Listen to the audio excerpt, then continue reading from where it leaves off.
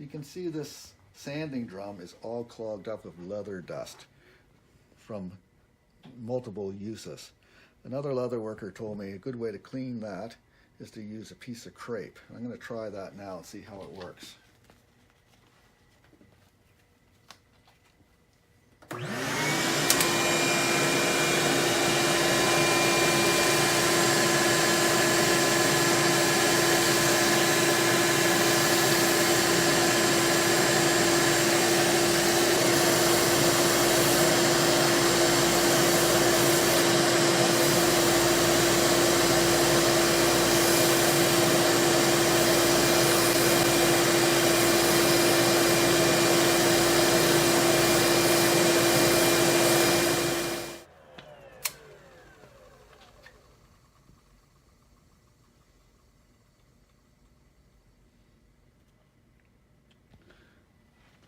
Drastically improved.